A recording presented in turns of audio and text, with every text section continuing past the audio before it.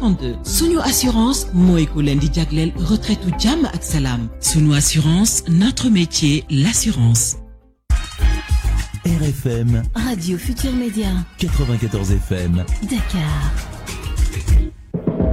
Par la CDC, le rabat d'arrêt suivi de requêtes en procédure accélérée déposées par les avocats du leader de l'ex-PASTEF. Quel impact sur la procédure judiciaire? Le sort du leader des Patriotes est-il définitivement scellé? Et que dire du plan Bassirou Diomaye Faye? L'appel au dialogue, quelle pertinence? À moins de 10 jours du démarrage du dépôt des candidatures, la convocation du corps électoral annoncée en Conseil des ministres, la fiabilité du logiciel de contrôle des parrainages, les différents protagonistes y ont-ils accès? Une bonne partie de l'opinion considère que ça sert à éliminer systématiquement des opposants. Le budget du Sénégal est évalué à 7 000 milliards. Autant de sujets au menu de remue-ménage. Et pour en discuter, Binta Diallo reçoit ce dimanche 3 décembre Dr Falilou Ba, spécialiste en communication politique, sociale, organisationnelle et territoriale, enseignant-chercheur à l'ESEA, ex-ENEA, et Habib Demba Fall, journaliste, ancien directeur des rédactions du quotidien national Le Soleil. Remue-ménage, c'est tous les dimanches 10h-11h avec Binta Diallo sur la radio Futur Média. Mesdames, Messieurs, bonjour. Merci à Abdou Thiam à la technique de Remue-ménage. Remue-ménage qui reçoit ce dimanche Dr Falilou Ba, spécialiste en communication politique, sociale, organisationnelle et territoriale, enseignant-chercheur à l'ESEA ex-ENEA et maintenant expert en communication journalisme à la CEDEAO. Bonjour Falilou. Bonjour Binta. Nous recevons également Habib Fall, Habib Demba Fall, journaliste, que je retrouve d'ailleurs avec plaisir, ancien directeur des rédactions du quotidien Le Soleil. Bonjour Habib et merci d'avoir répondu à notre invitation. Bonjour ma chère consoeur Binta, c'est aussi un plaisir renouvelé de te retrouver ici et de rencontrer Falilou Ba et j'en profite également pour saluer vos auditeurs et internautes. Alors, la dernière info, justement, c'est la sortie de Youssou Ndour hier sur TFM. Entre autres, il dit qu'il ne sera pas candidat en 2024, mais il n'écarte pas Habib Demba, vous l'avez suivi, de soutenir un candidat en 2024. Oui, disons que c'est rebolote parce qu'à un certain moment, il a été sollicité en 2012 par quelques candidats quand même d'une très grande renommée. Il avait réservé sa réponse et on sait qu'au second tour, il a fini par soutenir le futur vainqueur, Macky Sall, dans l'une des plus larges coalitions qui ait jamais existé dans une compétition électorale, notamment la présidentielle. Sans une trop grande surprise, peut-être j'ai appris qu'il ne sera pas candidat, mais qu'il se prépare à avoir des députés à l'Assemblée. Oui. Donc ce qu'on peut en retenir, c'est que Youssou Ndour, voilà, Fekke Machibole, c'est toujours d'actualité, ça aussi c'est une nouvelle, mais que Youssou Ndour n'est pas totalement absent du jeu politique. Et je pense qu'il ne s'est pas enfermé dans une réponse parlant dans l'absolu, parce que, dit-il, il est en discussion avec certains candidats. Donc il ne faudra pas être surpris que Youssou Ndour, au premier tour et dans un éventuel et même probable second tour, puisse soutenir un candidat. Youssou Ndour avait quand même, on avait annoncé que Fekke avait retiré ses fiches de parrainage.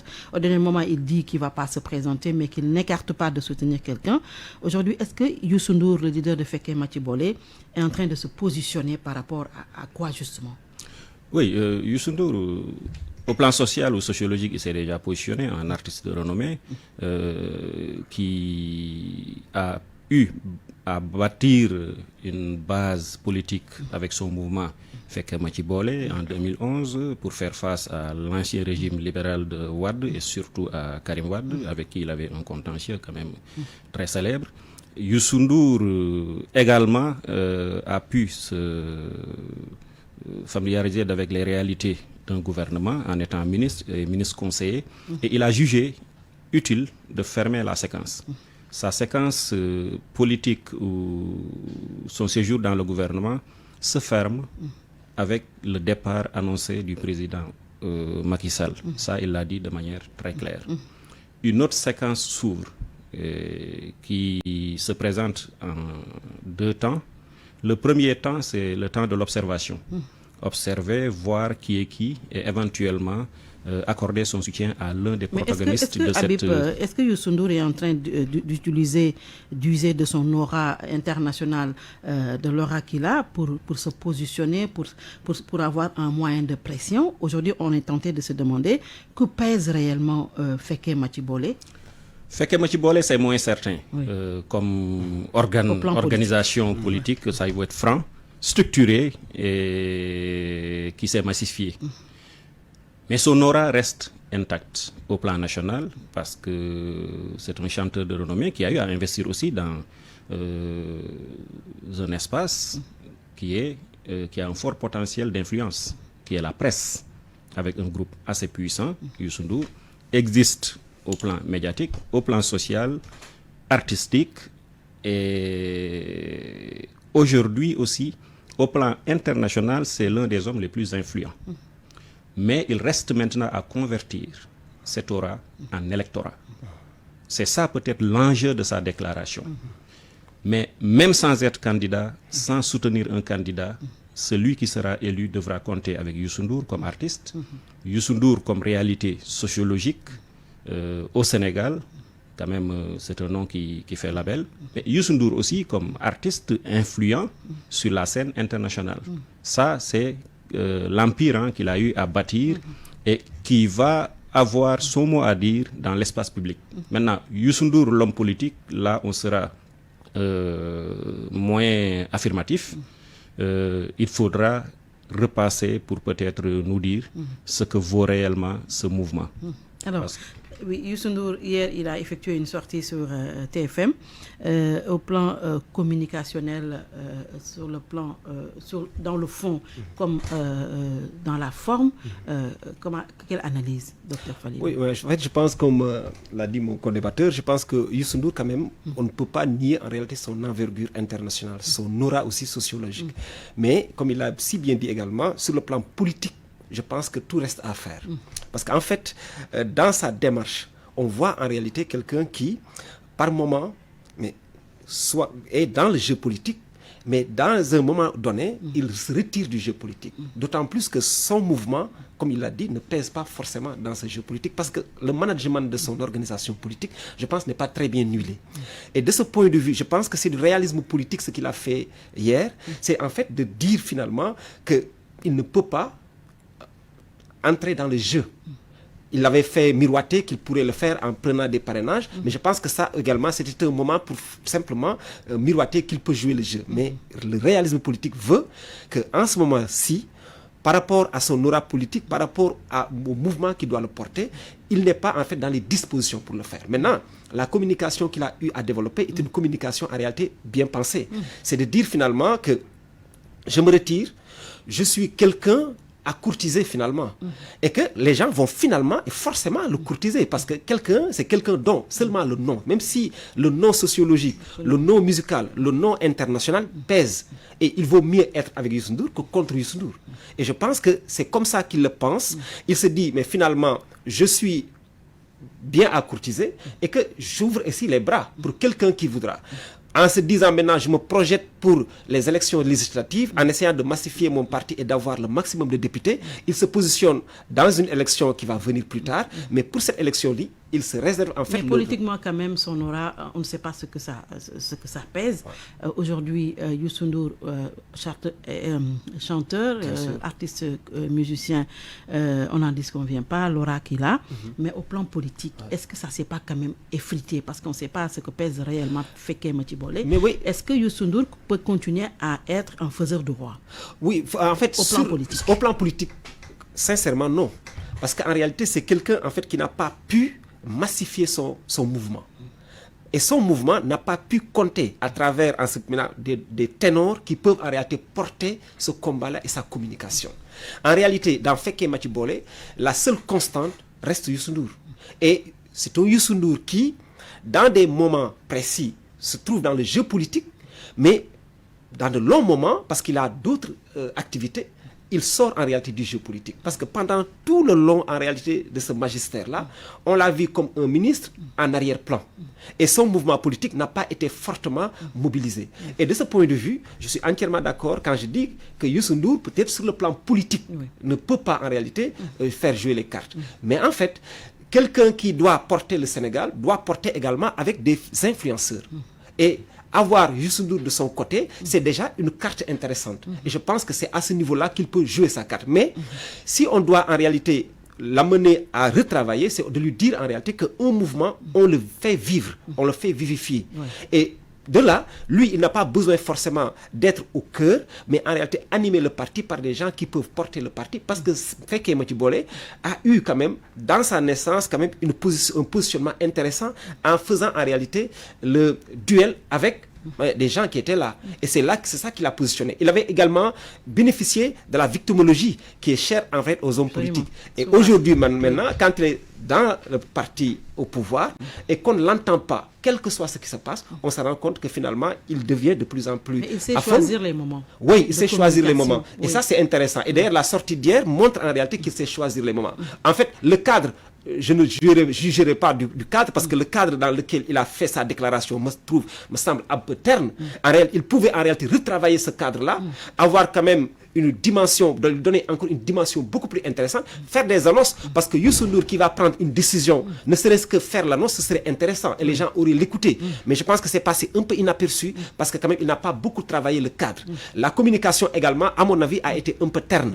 Je pense qu'en ce moment-là, il devrait davantage travailler cela, mais quel que soit ce qu'on dit, parce que dans la communication politique, le contexte politique aussi est important. Et ce qui est également important, c'est que la source qui donne la parole et le contexte dans lequel il le dit, je pense que ces deux moments-là, il a réussi. C'est Youssou Ndour qui s'est mis en avant sur la scène, et ensuite le contexte, c'est aujourd'hui, tout le monde essaie de voir qui sera dans la partie, mais c'est en réalité le contenu de son discours qui m'a un peu fait frémir, parce qu'on n'a pas senti un discours poignant, positionnant, et ça peut-être, ça peut lui porter un peu préjudice. Oui. On va voir ce que cela va donner. En attendant, nous allons parler, Habib, du rabat d'arrêt des avocats de Ousmane Sonko qui a été rejeté. Le leader du parti PASTEF dissous doit maintenant se référer au tribunal de grande instance de Dakar. La caution de Sonko également a été rejetée par la caisse de consignation. Est-ce que cette présidentielle, finalement, au vu des éléments de contexte, Habib Demba, va se faire sans Sonko? J'ai deux réponses. Une réponse fataliste, c'est il n'y a plus d'espoir. Disons, il y a une réponse fataliste, disons, il y a un peu d'espoir même, je devrais dire. Une réponse très réaliste, c'est que ce sera très compliqué de faire cette présidentielle avec M. Sonko. Aujourd'hui, il a comme adversaire le camp d'en face, Macky Sall, et le dauphin qu'il s'est choisi comme probable successeur. Mais il a surtout le temps comme adversaire. Et ce rabat d'arrêt qui a été rejeté entre dans la série des procédures contentieuses à n'en plus finir, et qui risque jusqu'à la veille de l'ouverture de la campagne électorale, donc la fermeture de la période de vérification des candidatures au Conseil constitutionnel, de nous mener dans un cycle qui ne se refermera pas et qui annonce un pré-contentieux, un contentieux préélectoral qui sera certainement suivi d'un contentieux électoral ou post-électoral. Donc, ce sera très compliqué de faire cette présidentielle avec M. Sonko. Alors, aujourd'hui, on a vu tout ce qui s'est passé. Docteur Falilou Ba, au plan communicationnel, on a vu tout ce que les pastéfiens sont en train de développer. Est-ce qu'aujourd'hui, ce parti doit quand même se résigner et passer à un autre plan? Je ne dirais pas un plan B, parce qu'on a évoqué Bassirou Diomaye Faye comme candidat au parrainage. Aujourd'hui, ou alors la communication qui est entreprise va finalement porter ses fruits?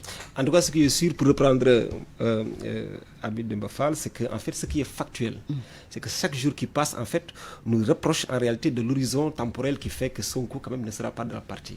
Parce qu'en réalité, la réhabilitation électorale aussi a un temps. Et chaque jour qui passe nous rapproche en fait des élections présidentielles. Ce qui est aussi connu, c'est que le temps de la procédure judiciaire, comme il l'a dit, c'est un temps qui est inexorable. Ça va se faire, fondamentalement. Et aujourd'hui, ce qui est réel, c'est que la procédure judiciaire va suivre son cours normal et qu'en suivant ce cours normal-là, ça peut en fait compromettre les chances de M. Ousmane Sonko. Ça, c'est vrai également. Et il y a un autre élément, c'est que nous sommes aussi dans le temps, en fait, du rejugement. Alors, si en réalité le rabat d'arrêt est annulé, c'est que finalement, il devra aller vers ce process-là pour aller le rejugement. Et ça également, ça va prendre du temps. Et dans l'histoire des procédures contentieuses, on se rend compte que les 3 mois qui restent sont encore très courts pour pouvoir permettre. Maintenant, dire que, donc si on regroupe tous ces éléments-là, on peut se dire, mais finalement, que les chances semblent compromises pour Sonko. Mais comme en politique, on ne peut jamais dire jamais. Et aujourd'hui, comme vous l'avez dit, il y a également le fait que M. Ousmane Sonko et son camp mais sont en train, en réalité, d'occuper l'espace politique, en tout cas la communication politique. Et je pense que accepter les procédures et baisser les bras, ce serait en réalité une manière de sortir du jeu politique. Et aujourd'hui, Sonko reste en fait l'absent le plus présent. Parce que il est en de procédure judiciaire. Et ça lui permet en réalité, sur le plan africain comme sur le plan sénégalais, il reste en réalité l'homme politique qui est encore là. Maintenant, ce qui va se faire, c'est qu'à mon avis, en usant de toutes les procédures judiciaires, et on se rend compte que chaque procédure judiciaire connaît un échec. Aujourd'hui, est-ce qu'on ne devrait pas penser à une procédure beaucoup plus subtile qui devrait faire en réalité de dialogue, discuter en bas pour voir un peu les trucs. Parce que si on continue... Ce n'est pas en train de se faire. C'est ça. Sans qu'on ne le sache. Mais c'est vrai, parce qu'en réalité, ce temps de ce dialogue-là, aujourd'hui, qui doit s'ouvrir, avec des acteurs politiques, le dialogue ne doit jamais se rompre. Et je ne crois pas que le dialogue soit totalement rompu. Je ne dis pas que les ténors sont en train de se parler, mais peut-être que les éléments de base sont en train de se parler. Parce que fondamentalement, chacun a besoin de parler avec l'autre. M. Sonko et son camp, ils ont besoin de parler parce que simplement, ils ont un objectif précis, c'est de se présenter aux élections. Parce que ce que je dis, c'est que si en réalité ex-Pastef est mort sur le plan administratif, ne pas participer aux élections va signer sa mort politique. Donc fondamentalement, c'est un parti, d'une manière ou d'une autre, sous une couleur ou une autre, doit être dans le jeu politique et dans le jeu électoral. Donc, ne serait-ce que pour ça, je pense que le dialogue doit se faire. Mais le parti également au pouvoir doit également entamer ce dialogue-là, parce que quoi qu'on puisse dire, c'est eux qui ont le régime. Et ils doivent en réalité donner une image positive de la démocratie sénégalaise. Et aujourd'hui, avec ce qui se passe, c'est qu'en réalité, notre démocratie est un peu torpillée. Et deuxième chose également, ils doivent également apaiser le jeu politique, le moment politique, parce que ça également, c'est important. Mais dans tous les cas, je pense que cette agitation et ces agissements que le camp de Sonko et ses avocats sont en train de faire, et en réalité peut être versé dans le jeu de la communication politique. Faire de sorte que, quelles que soient les circonstances dans lesquelles on est, que ex-Pastef, Sonko et ses avocats soient dans le jeu politique et comptent pour le pouvoir politique. Et je pense que c'est ça qui est en train d'être fait, et ça, je pense que c'est quelque chose qui est bon. Mais, encore une fois, si on doit être, comme l'a dit mon co-débatteur, sur le plan du réalisme, aujourd'hui, on doit savoir que ce qui nous reste en tant que ces 3 temps-là, le temps du rejugement, le temps judiciaire et puis le temps inexorable qui nous amène vers les élections, je pense que c'est très court pour penser que M. Sonko peut. Mais encore une fois, on a vu des moments de réhabilitation électorale qui ont été des temps extrêmement courts. On pense à Khalifa Sall et à Karim Wade. Ça veut dire simplement, si le vent politique veut bien, il peut également faire influencer le temps judiciaire. Et de ce point de vue, on peut avoir une petite espoir pour dire que si Sonko et son camp manœuvrent bien, jouent bien le jeu. On a connu des cas en tout cas. Oui, instaure un dialogue, discute en bas, peut-être pas une discussion qu'on va publiciser, mais une discussion interne, discuter avec les gens, tirer en fait les ficelles du jeu. On peut voir très rapidement et par extraordinaire et par miracle, le temps politique va accélérer le temps judiciaire pour qu'on puisse arriver à... En tout cas, on est en train d'entendre des appels à dialoguer. Dernier en date, c'est justement Alioune Tine qui dit qu'il faut dialoguer impérativement pour ne pas quand même verser plus tard dans des soubresauts post-électoraux. Oui, d'abord, il serait intéressant sur ce dialogue de souligner quand même que autant aujourd'hui l'ex-Pastef est maître de son temps politique, sa communication politique. Effectivement, je partage cet avis de mon co-débatteur. Il faut exister. Et la logique, c'est d'épuiser toutes les procédures, toutes les voies de recours.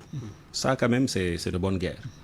Mais il faut aussi reconnaître qu'autant qu'ils ont le droit de dérouler cette stratégie, mais autant il faut reconnaître également que M. Sonko, et même dans une moindre mesure M. Diomaye Faye, ne sont pas maîtres du temps électoral, ne sont pas maîtres, en tout cas, de leur destin. Ils sont maîtres de l'imaginaire de beaucoup de milliers ou même voire de millions de Sénégalais, sans prendre le risque de certifier ces chiffres.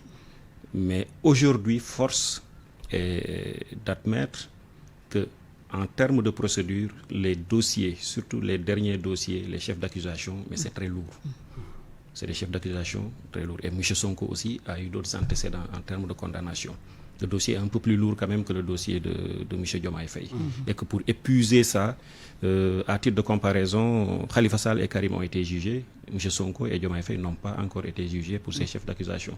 Et il ne faut pas, dans une logique également de leur faire barrage, exclure que M. Diomaye soit jugé à son avantage ou à son désavantage. C'est valable aussi pour M. Sonko. Il faut également souligner que pour exister, je pense que la stratégie, elle est simple. C'est 2 projets dans le projet. Sonko président pour faire vivre l'espoir, le projet, mais aussi faire vivre le projet aussi à travers la candidature de M. Diomaye Faye et même éventuellement un autre plan qu'on appellerait CD sans visage pour le moment, mais avec beaucoup de supputations. Donc, ça c'est un petit inconvénient. Le dialogue, il y a eu dialogue. Oui, le il y a eu dialogue, le dialogue politique, bien valide selon le pouvoir en place et les protagonistes, même s'ils appartiennent à l'opposition, je pense à Tahaou, tronqué selon essentiellement les acteurs de Yewwi Askan Wi. Un autre dialogue, oui, il ne faut pas désespérer des acteurs politiques. Il peut y avoir un autre dialogue, mais je ne suis pas très optimiste sur un dialogue qu'on appellerait inclusif, parce qu'il y a eu un dialogue, il y a eu refus de participer à ce dialogue. On assiste à cette montée, disons, de certaines rancœurs entre l'ex-Pastef, qui est le pôle le plus radical de l'opposition à l'heure actuelle, et Benno et ses alliés.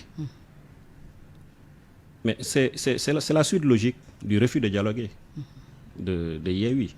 Je pense que le fait d'avoir assimilé le dialogue à de la compromission a fait perdre aussi à l'ex-Pastef beaucoup de temps.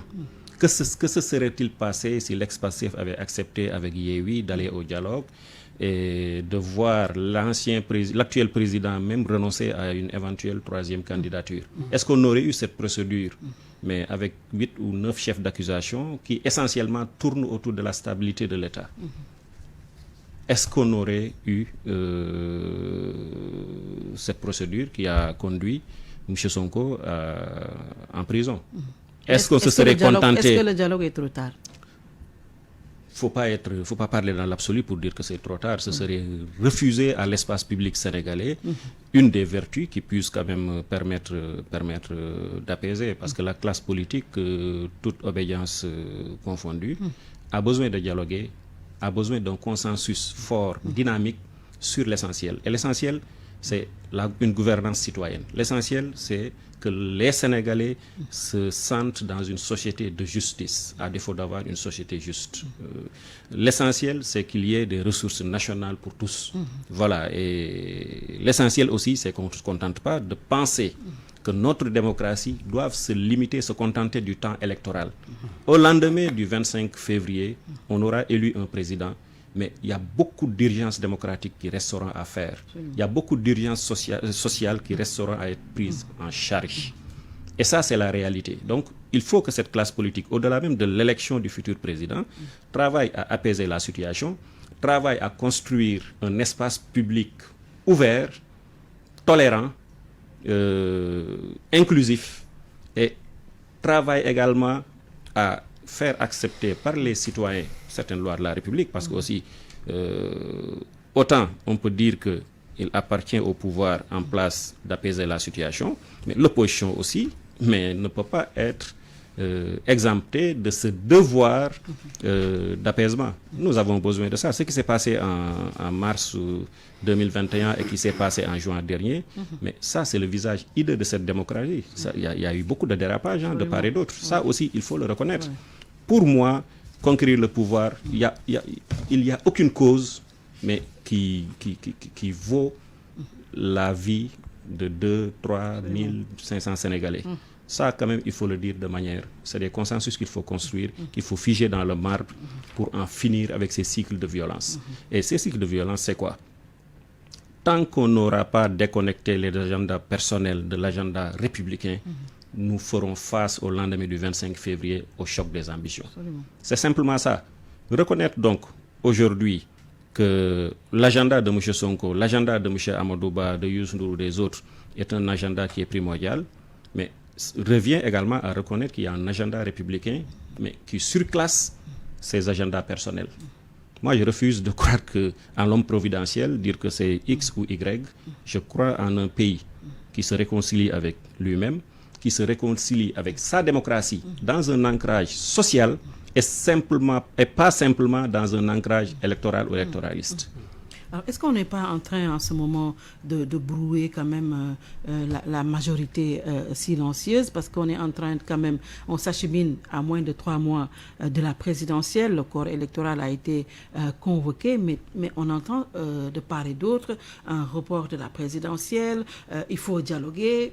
Qu'est-ce qu'il faut comprendre par rapport à tout ça, par rapport au plan communication? Oui, moi je pense en réalité que quand on parle de dialogue, je pense que le temps en fait du dialogue public, du dialogue classique, du dialogue où on publicise tout comme on l'avait fait la fois passée, je pense que ce temps de dialogue-là, il est terminé.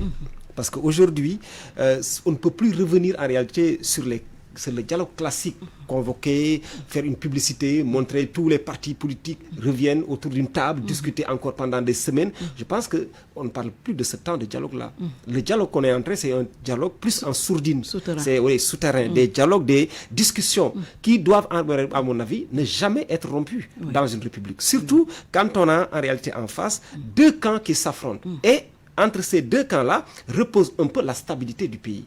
Je pense que, et puis je ne parle même pas d'un dialogue où c'est les ténors qui vont se rencontrer, mais je pense que chacun des camps a des esprits apaisés qui peuvent discuter en réalité pour promouvoir un peu cette démocratie-là. Et je pense qu'on en a besoin.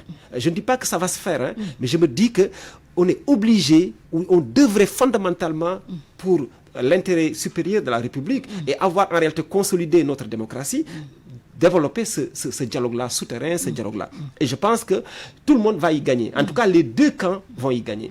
L'un va y gagner parce que simplement aujourd'hui, il est dans une posture électorale qui est en fait à sa défaveur. Sonko aujourd'hui est dans des difficultés judiciaires, mais Diomaye Faye aussi, qui est le préposé, aussi est dans des difficultés judiciaires. Et je pense que, encore une fois, si le temps politique, si les politiques le veulent bien, à travers le vent politique, ils peuvent influencer le vent judiciaire. Et je pense que l'histoire du Sénégal nous a montré que, à un moment donné, les politiciens ont ces bâtons miracles qui peuvent accélérer le temps ou bien... À travers des deals voilà. Mais je voudrais ajouter également sur cette... on a eu à assister à chaque fois qu'il y a eu contentieux électoral, 88-98, on a eu à assister quand même à des discussions qui n'ont même pas fait l'objet de publicité.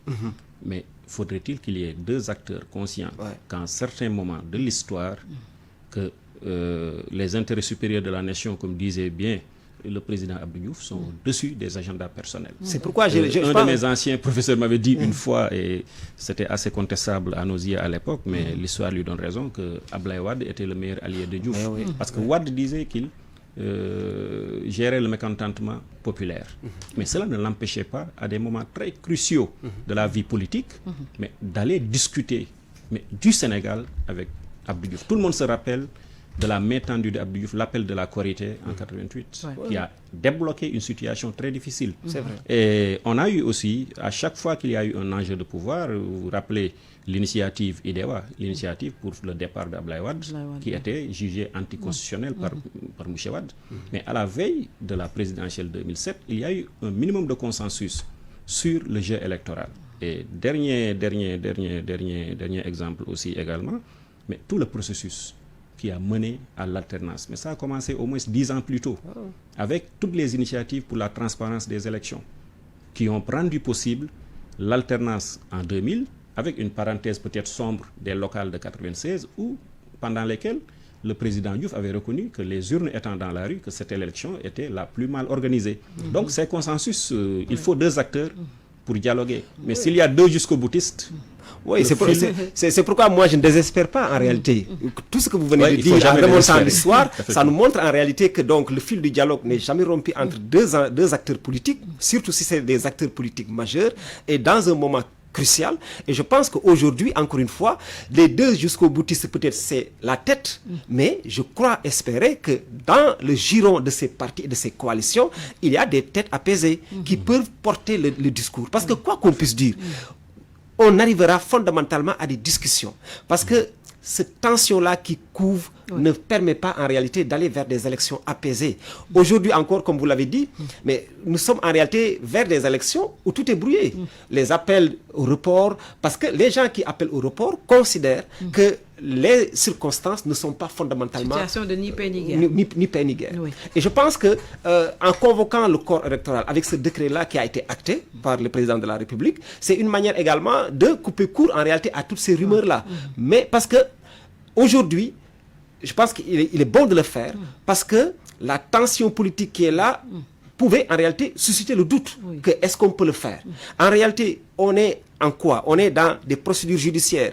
Le parrainage qui est là, tout est sombre. On ne sait pas encore qui va y aller, qui ne va pas y aller. Absolument. Et tous ces éléments-là étaient en réalité un cocktail qui faisait que les gens, mais logiquement, légitimement, devraient penser qu'il y a un doute. Même si le président de la République a posé des actes. Je pense que son discours à la nation où il montre qu'il ne va pas se représenter et que les élections vont se tenir à date échue, ça c'était un appel. Je pense que les visites en réalité d'adieu qu'il a eu à organiser, mais ça aussi, ce sont des appels. Je pense que même aux Nations Unies, l'appel ou bien l'adieu qu'il a fait aux Nations Unies sont autant d'éléments qui pouvaient en réalité nous amener à nous dire, bon, pas de rapport, quoi. On va y aller. Mais ça, c'était des actes quand même officieux. Mais l'acte officiel vient d'être fait. Et je pense que ça conforte que nous allons vers des élections. La convocation du corps électoral est un élément important, je pense, qui veut rassurer que résolument, le Sénégal ira fondamentalement aux élections en février 2024. Et je pense qu'aujourd'hui, tous les doutes qui étaient là, maintenant, ça ne doit pas, l'acte il est posé, mais on doit continuer, et je reviens à cela, à activer en réalité les voies souterraines, les discussions doivent être là, parce que rien ne sert d'aller aux élections pour aller aux élections. Il faut aller des élections en nous donnant toutes les chances de réussir ces élections. Le Sénégal, quand même, a eu à organiser des élections qui sont libres, qui sont transparentes. Même s'il y a des couacs qu'on a constatés, mais de manière générale, ça a été de bonnes élections. Et je pense que rien ne nous empêche d'aller à des alternances politiques. Et je pense que c'est l'un des éléments qui doivent en réalité nous motiver et motiver le régime en place pour dire que je ne vais pas faire moins que les autres. Parce qu'en réalité, si les gens avaient fait moins, le régime ne serait pas là. Et on a eu à organiser des élections libres, transparentes, mais dans le consensus et dans le dialogue qui a fait que, même si les tensions et les tiraillements étaient extrêmement à leur paroxysme, on se rappelle, entre Wade et Macky Sall, ça n'a pas été du tout. Mais quand même, on a eu des hauteur d'esprit. Et je pense que c'est à cela qu'on appelle aujourd'hui Benno Bokk Yakaar, ex-Pastef et tous les autres acteurs politiques à faire jouer, au-delà de l'aspect folklorique, mais un dialogue souterrain, constructif, qui nous amène à aller vers des élections apaisées, parce que le Sénégal ne mérite pas moins. Absolument. On appelle on fait des appels à dialoguer pour éviter des contentieux post-électoraux. On entend également l'opposition réclamer le logiciel du parrainage. Le fichier également, à chaque veille d'élection, on en parle. C'est fiable, ce n'est pas fiable. Aujourd'hui, qu'est-ce qu'il faut faire pour nous éviter des lendemains post-électoraux troubles? D'abord, pour embrayer sur ce que M. Ba a dit, il y a un très lourd contentieux juridique qu'il faut d'abord vider. Est-ce qu'on va dialoguer en mettant sous le coude, pour prendre l'expression de l'autre, ces contentieux juridiques? Autant ne pas accuser en amont M. Sonko que de se réveiller après un dialogue souterrain le lendemain pour dire que voilà, on est bons amis, rien ne s'est passé. Je pense quand même qu'on doit des explications aux Sénégalais, ne serait-ce que par un verdict qui serait favorable ou défavorable à M. Sonko et aux centaines de prisonniers dits politiques par l'ex-Pastef, mais aussi qui sont qualifiés de pyromanes par leurs accusateurs. Ça, c'est le premier contentieux qu'il faut vider, et c'est un contentieux lourd parce que le droit, ne serait-ce que sur le contumax, le droit ne peut pas faire l'objet d'interprétations trop élastiques selon qu'on est d'un bord ou de l'autre. Je pense quand même on doit nous éclairer sur ce point. Le deuxième contentieux, c'est la crise de confiance. C'est une bonne nouvelle pour la démocratie que le corps électoral, qu'il y ait cette annonce sur la convocation du corps électoral, parce que ce n'est qu'une annonce, parce que le projet de décret vient d'être adopté en Conseil des ministres. Et on espère que ce sera suivi d'actes. C'est une bonne nouvelle pour moi, pour la démocratie, parce que le calendrier républicain sera respecté. Au cas contraire, on assisterait à une première qui déparerait, à mon avis, très franchement, le prestige attaché à l'initiative d'un président qui se retire, quand bien même, selon lui, il aurait droit à une dernière candidature. Ça, c'est un débat aussi juridique. Et aussi qui déparerait un peu toute l'histoire de la démocratie sénégalaise. Je pense que ça, c'est certainement la motivation profonde de la convocation de ce corps électoral. Qu'est-ce qu'il faudrait pour ramener la confiance? Oui, il y a l'opposition qui réclame quand même le logiciel. Est-ce qu'il l'opposition réclame le logiciel également, et même le Front pour l'inclusivité et la transparence des élections a posé un acte en annonçant, je pense, la mise à disposition prochaine, en tout cas pour les partis de l'opposition qui le désireraient, d'un logiciel, mais qui a été développé par lui-même. Et en face, nous avons aussi des annonces. Je ne sais pas si c'est des coûts de communication bien calculés, millimétrés, mais on a eu deux annonces concomitantes. C'est d'abord la Direction générale des élections qui annonce une formation pour les journalistes, pour les représentants des partis et la société civile. Je pense que c'est cette semaine. Et hier, le Conseil constitutionnel aussi a annoncé par décision d'elle-même la mise en place de la commission de vérification des parrainages.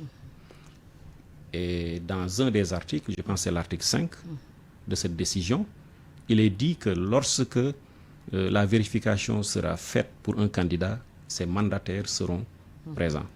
Mais dans la composition un peu de ce collège, on ne voit pas de manière permanente les représentants des partis. Là, je les laisse apprécier. Nous aurons en revanche la présence d'experts en matière juridique, en matière informatique. Mais est-ce que ces experts seront choisis par consensus entre le Conseil constitutionnel et toutes les parties prenantes? Ça, le communiqué, la décision est muette à ce niveau.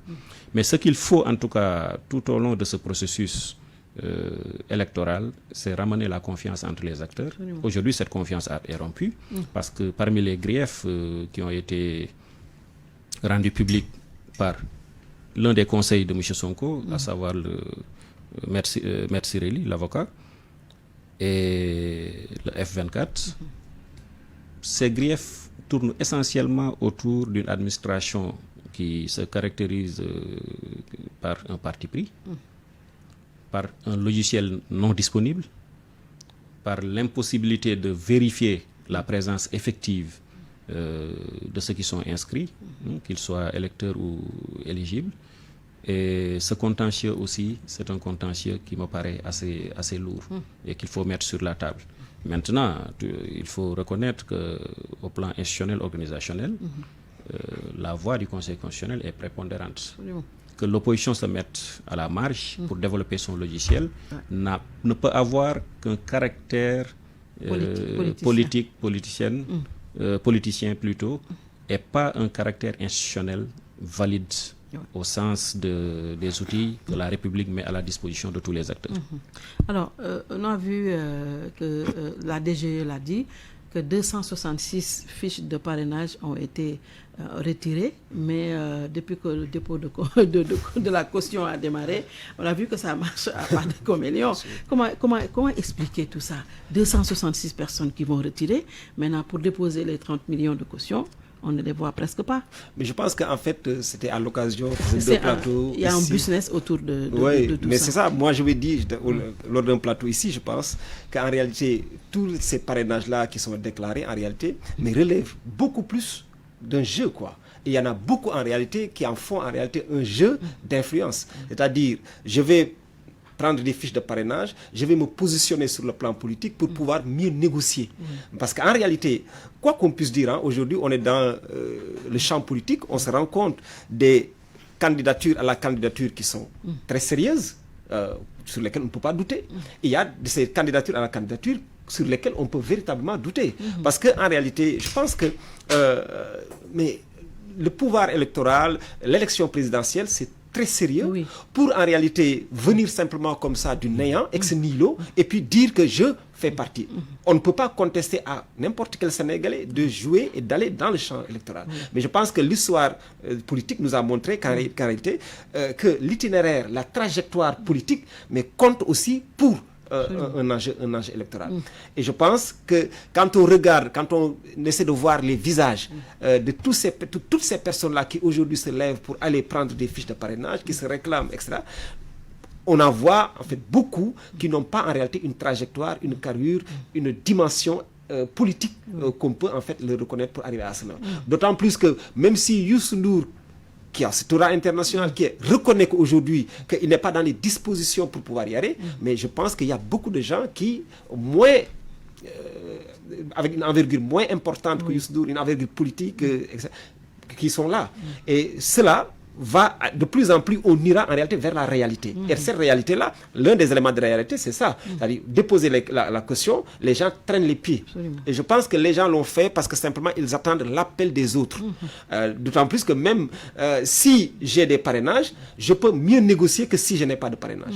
Et je pense que ça, c'est un des éléments qu'il faudra... Mais est-ce qu'il ne faut, justement, l'un des éléments très importants que vous venez de citer, est-ce qu'aujourd'hui, même au niveau du retrait, il ne faudrait pas penser à mettre un filtre quand même, parce que la présidentielle, elle est hyper importante et sérieuse. Oui, les parrainages, c'est le filtre vers la candidature. Parce qu'il faut retenir que personne n'est encore candidat. Même pour le retrait aussi. Oui, je dis, oui, c'est... On a combien de gens qui sont en train de jouer. Voilà, donc les parrainages, c'est un filtre pour la candidature. Mais pour la candidature, à la candidature, il faut même un filtre à l'accès au parrainage. Parce que dans un pays où le parrainage fait l'objet de marchandage, on se trouve facilement pour la candidature dans une période d'enchère et de surenchère. C'est comme une sorte de louma où voilà, il faut avoir du monde, avoir quelques cartes d'identité pour pouvoir discuter, négocier. Certains le font simplement pour exister. Faut pas se voiler la face. Il nous parvient même des faits qui défient la morale, promettre de l'emploi, retirer des cartes d'identité de jeunes, parce qu'on est dans un pays quand même où voilà, les promesses d'emploi font rêver, et aller monnayer ça. Ça quand même, nous sommes tous dans l'espace public. Ça, il faut dans le cadre de la moralisation de la vie politique et même, j'allais dire, de la vie publique, le lapsus a son sens. Je pense qu'il faudrait penser à ne pas chahuter ou faire chahuter cette fonction présidentielle. Mais rappelez-vous, il y a 20 ans, la nomination de certains au poste de ministre a fait scandale. Imaginez que ces gens qui étaient décriés aujourd'hui, mais sont même plus balèzes dans leur aspect minuscule d'antan, que certains candidats à la candidature. Je pense qu'il ne faut pas jouer avec les ressources du Sénégal, parce qu'il faudra imprimer des bulletins, etc. Mais il ne faudra pas jouer aussi avec l'imaginaire des Sénégalais en prétendant pouvoir les diriger. Je ne sais pas que diantre a-t-on fait à Dieu pour que chaque kidam qui se réveille pense qu'il est digne à nous diriger, occupe l'espace public, les médias pour se faire sa propre publicité et un jour annoncer qu'il se retire, Et ce sont ces mêmes personnes qui annoncent qu'ils se retirent parce qu'il ne faut pas chahuter on nous arrose et voilà. Mais est-ce que, docteur Falilou, l'opposition, elle est prête pour cette présidentielle? On la sent pas pratiquement. Oui, mais Binta, moi, j'ai fait une analyse assez extrémiste en disant en réalité qu'aujourd'hui, dans le champ politique, je ne vois pas quelqu'un qui soit effectivement prêt. En réalité, c'est ça. Moi, je remets en cause même, est-ce que nous avons les candidats et les partis qu'il faut pour aller remporter? D'ailleurs, dans un article que j'ai publié la semaine dernière, je me disais, aucun des candidats en lice ne peut remporter les élections. Parce qu'en réalité, l'histoire des élections nous a montré que pour aller vers des élections et les remporter au Sénégal, il fallait en réalité réunir deux conditions.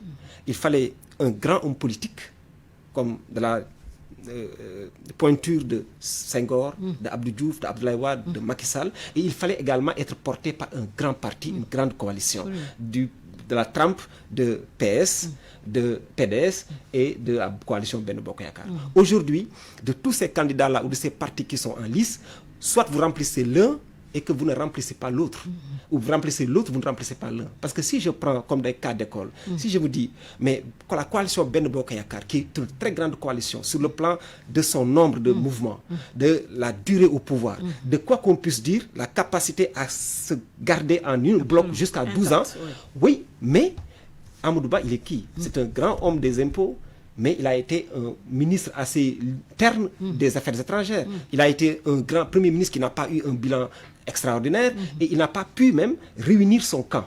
Et si on prend de l'autre côté l'ex-PASTEF, c'est un grand parti de l'opposition qui a eu également à compter sur le plan en réalité de cette refonte de l'imaginaire politique. Mais aujourd'hui, qu'il nous donne Bassirou Diomaye Faye, c'est un fidèle des fidèles de Sonko, mais au-delà de ça, mais c'est l'un des rares qui a eu à perdre les élections locales, alors que même les petites pointures de PASTEF ont gagné. Et donc je pense qu'à ce niveau-là, il y a un problème. Absolument. Et de l'autre côté maintenant, si on prend même PUR, c'est un grand parti politique organisé avec quand même une fidélité et puis une belle éducation, mais qui nous donne-t-il? Il nous donne Mamadou Aliou Dia, qu'on ne connaît pas fondamentalement. C'est un grand homme à l'international, mais ce n'est pas un homme connu dans le national. Maintenant, si on prend de l'autre côté, mais il y a de grands hommes politiques, mais qui n'ont pas d'appareil qui peuvent les porter. Si on prend Khalifa Sall, c'est un grand homme politique par rapport à son parcours. Mais aujourd'hui, au-delà de Barthélémy Diaz, qui est en réalité son dauphin réel, mais qui connaît-on de Tahaou? Si on prend également quelqu'un comme les Abdourahmane, comment dirais-je, les Aïda Mbodj, on ne peut même pas nous dire quel est son parti politique, quelles sont ses couleurs politiques. Pourtant, elle est là dans la sphère et elle a joué un grand rôle. Et je pense que l'un dans l'autre, il est difficile aujourd'hui dans le jeu politique de voir quelqu'un ou une coalition de partis capable de. Je pense qu'il y a un travail à faire, aussi bien des grands partis comme des grands hommes politiques, pour pouvoir quand même montrer qu'ils ont la carrure, la capacité, les épaules pour porter le Sénégal. Comme l'a dit mon co-débatteur, mais les élections présidentielles au Sénégal, c'est une affaire sérieuse. Absolument. L'opposition, est-ce qu'elle est réellement prête? Oui, l'opposition aujourd'hui, amputée d'un pan très important, l'ex-PASTEF, quand même œuvre à se rapprocher des Sénégalais à travers la tournée de Khalifa. Effectivement, c'est quelqu'un qui a un parcours honorable, très respectable, mais qui n'a pas l'appareil du PS qu'il a quitté, mais qui, dans sa stratégie, attention, cherche à se massifier et au-delà de la base électorale que peut procurer une coalition de coalitions, sa base électorale peut-être visée serait le Sénégal. C'est la même stratégie quand même qu'avait déroulé le président Sall dans sa tournée qui a donné le Yoonu Yokkute. Et en face, effectivement, nous avons Amadou Ba. Amadou Ba a la légitimité qu'il tire du chef qu'il a désigné. Il lui reste à conquérir la légitimité politique de son camp, mais également une autre légitimité qui peut le faire élire, c'est la légitimité populaire. Il avait commencé une tournée et Aujourd'hui, c'est le chef qui reprend le bâton. Je ne sais pas ce que ça va apporter en termes de dividendes politiques, mais à un certain moment, il faut qu'il s'affirme un peu plus comme un chef, qui se libère comme Macky Sall, sans se libérer de la loyauté qu'il doit à Macky Sall. Et là, il y aura deux facteurs. Ceux qui voudront voir Macky Sall, ceux qui voudraient voir Macky Sall continuer, peut-être pourraient voter pour lui. Ceux qui vont se focaliser sur le passif de Macky Sall pourraient peut-être lui tourner le dos. Et il y a un autre stock électoral qui n'est ni de l'un ou de l'autre camp, qui pourrait peut-être basculer vers Amadou Ba, un candidat de l'ex-PASTEF, ou Khalifa, ou même Idrissa Seck, qui fait du silence aussi une stratégie de communication. Absolument. Merci beaucoup, Habib Demba Fall, journaliste, ancien directeur des rédactions du quotidien Le Soleil. Merci également à Dr Falilou Ba Beguenyebe, spécialiste en communication politique, sociale, organisationnelle et territoriale, enseignant-chercheur à l'ESEA, ex-ENEA, et il est également expert en communication du journalisme à la CEDEAO. Merci à Abdoulaye Thiam à la technique. Merci à vous également d'avoir suivi. Bon dimanche, Remue Ménage revient dimanche prochain.